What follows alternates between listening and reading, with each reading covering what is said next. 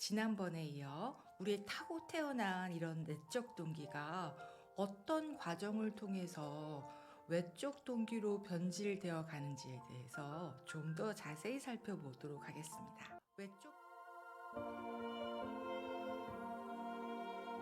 외적 동기가 외부의 압박과 난이도에 의해서 점점 변질되어 간다고 얘기했었죠. 그 중에서 외부 압박에 대해서 얘기하려고 해요. 지난번에는 단순하게 해라고 하는 강요만 얘기했는데요. 오늘은 의외의 포인트에 대해서 얘기해 보려고 해요. 그것은 칭찬입니다. 칭찬은 고래도 춤추게 한다는 말이 있는 것처럼 칭찬이 이렇게 중요한데, 아니 그러면 칭찬을 하지 말라는 얘기인가요? 왜 칭찬이 외적 동기로 변질되게 한다는 거죠? 라는 의문을 갖게 됩니다. 물론 칭찬은요, 저도 듣고 싶고요. 들으면 기분이 엄청 좋아지죠. 그래서 뭔가 열정이 끌어오르는 것 같은 느낌을 일시적으로 느끼게 해요. 근데 기분이 좋은 건 맞는데요. 돌아서서는 어떠세요? 혹시 느껴보신 적 있으세요? 왠지 내가 그렇게 해야 될 것 같은, 상대방의 기대에 부응해야 될 것 같은 압박감.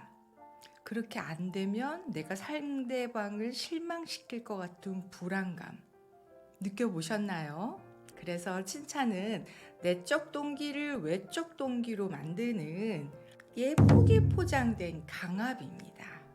여기 두 개의 방이 있어요. 분홍색 방과 파란색 방이 나오고요. 이 방에서 무작위로 선출된 아이들은 3개의 문제를 풀 거예요.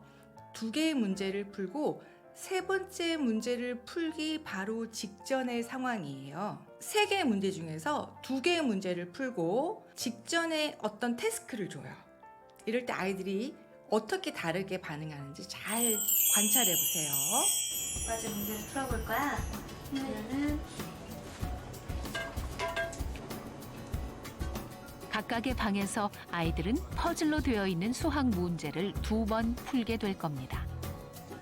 저는 아까 풀었던 거랑 수준이 비슷해가지고 현승이가 좀 더 자기 실력을 더 잘 보여줄 수 있는 문제가 들어서 한 상자에는 방금 전 풀었던 것과 비슷한 수준의 문제가, 또 한 상자에는 어렵지만 새로운 것을 배울 수 있는 문제가 들어 있습니다. 비슷한 문제요. 비슷한 문제? 민경이 앞으로 끌어가지고 가볼래? 이 방에 들어왔던 아이들은 대부분 아까 풀었던 것과 비슷한 문제를 선택하는군요. 당연한가요? 그럼 이제 파란 방에 들어간 아이들을 보시죠. 여기는 어떤 문제를 선택할 거야? 어려운 문제요. 어려운 문제? 오케이. 그냥 비슷한 문제 푸는 것보다는 어려운 문제를 풀어야 실력도 향상되고. 알 수 없었던 거를 배우는 거니까. 그냥 비슷한 문제 아까 풀어봤으니까 어려운 문제 한번 풀어보고 싶었어요. 이 방에 들어간 아이들은 단 한 명만 빼고 모두 어려운 문제를 선택했습니다. 왜 이런 차이가 난 걸까요? 2개의 방에서는 도대체 무슨 일이 있었던 것일까요? 그 해답은 바로 선생님 말에 있습니다. 어려운 문제를 선택한 아이들은 아까 문제를 푸는 동안 이런 말을 들었습니다. 어려운 문제는 끝까지 잘 노력하는구나. 차분하게 하더니 어려운 것도 다 맞았네. 중간중간 어려운 문제들도 있었는데 침착하게 빨리 잘 푸네. 하지만 비슷한 문제를 선택한 아이들은 이런 칭찬을 들었죠. 잘한다. 머리 좋네. 아까 그건 어려운 문제였는데 머리 좋은 편이구나. 정말 이상하죠? 똑똑하네. 문제 금방 똑똑하다고 이해해. 칭찬해 주었는데 왜 어려운 문제에 도전하지 않고 쉬운 문제를 선택한 걸까요? 조범이는 좀 비슷하지만 확실히 실력을 보여줄 수 있는 문제를 택하고 싶다. 이렇게 두 방의 아이들의 반응이 다른 이유가 첫 번째 두 개의 문제를 풀 때 선생님의 개입의 방법이 좀 달랐어요. 첫 번째 분홍색 방의 선생님은 아이들에게 머리가 좋다 너. 야, 너 머리 좋네. 주로 이런 개입을 했던 거고요. 파란색 방의 선생님은 너 이 어려운 문제를 굉장히 끝까지 푸는구나. 차분하게 풀더니 어려운 문제를 다 맞았네. 이런 식으로 그 과정과 아이의 태도에 대해서 칭찬하는 모습, 차이가 느껴지세요? 네. 이렇게 머리가 좋다라고 칭찬을 들은 아이들은 어떻게 될까요? 나도 모르게 선생님이 나를 이렇게 머리가 좋은 아이로 생각하는데, 세 번째 문제를 잘 못 풀면, 즉 어려운 문제를 선택해서 잘 못 풀면 선생님께서 나한테 실망하실까라는 불안감에 쌓이게 되는 거죠. 그래서 나도 모르게 이렇게 어려운 문제보다는 비슷한 문제를 풀게 되는 거예요. 그리고 파란색 방에 있는 아이들은 선생님께서 나에게 이런 식으로 끝까지 문제를 푸는 거, 어렵지만 포기하지 않고 차분하게 푸는 거를 칭찬하셨기 때문에 어려운 문제를 또 내가 차분하게 풀어야지. 내가 어려운 문제를 끝까지 풀어야지. 이게 정말 멋진 거구나, 좋은 거구나 라는 거를 무의식적으로 의식하게 되는 거죠. 그래서 아이들이 이런 식으로 영향을 받아서 세 번째 문제의 결과를 다르게 선택하는 거예요. 그런데 여러분 한번 상상해 보세요.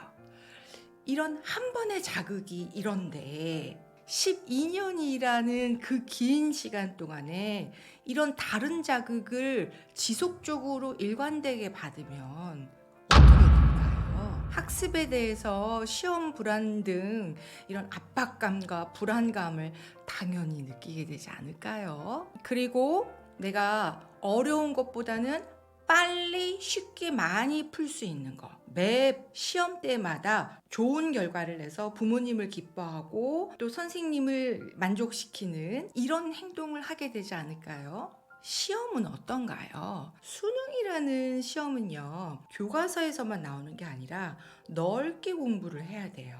즉 마라톤이라는 거죠. 그렇기 때문에 공부하는 스타일이나 공부하는 방향성이 너무 차이가 많이 나요. 시험 불안을 차치하고 나서라도 이렇게 공부하는 방법이나 공부의 양, 깊이가 달라진다는 거예요. 대학이라는 난이도 높은 과정에서도 좋은 성적을, 학습 능력을 갖출 수 있게 된다는 겁니다. 그러면 궁금한 게, 선생님 왜 불안하면 긴장하게 되고 긴장하면 공부가 더 잘 되는 거 아닌가요? 이렇게 질문을 하시는 분들이 계세요. 네, 어느 정도는 맞아요. 적당한 긴장이 있으면 높은 성취도가 나오는 게 맞아요. 그런데 이게 적당한 긴장이어야 되는데 우리가 말하는 이런 불안은 적당한 긴장이 아니라 오히려 우리에게 위험 상황이라는 것을 인식하게 만든다는 거죠. 여기에는 우리 뇌의 비밀이 담겨져 있는데요. 뇌가 가장 중요하게 생각하는 게 뭘까요? 맞습니다. 우리의 생존과 안전이에요. 그래서 우리의 뇌는 우리 안전을 위해서 치밀하고 굉장히 체계적으로 시스템화되어 있어요. 그런데 시험이라는 건 뭘까요? 우리의 인생을 좌지우지하고 이것에 의해서 우리 부모님과 내 소중한 내 주변에 있는 사람들이 나를 무시하거나 나를 인정해 주는 거라고 한다면 너무 중요한 순간이죠. 그래서 머리가 하얘지게 되는 겁니다.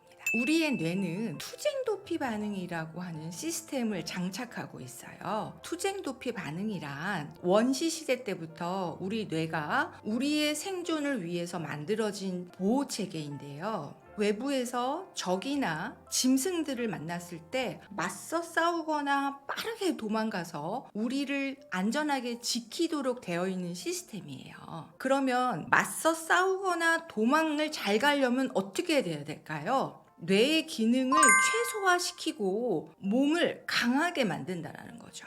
깊게 어려운 문제를 푼다라는 건 전두엽이 활성화되어야 되는데 이런 투쟁도피 반응에서는 전두엽의 활성화가 정지되고 변형계나 뇌관 등 우리의 생존을 위한 것만 움직이고요. 뇌에 있는 혈액이 몸의 근육으로 이동하게 돼요. 그리고 심장이 빨라지고 코티졸이라는 세로토닌이라는 신경 전달 물질은 다시 재흡수가 되죠.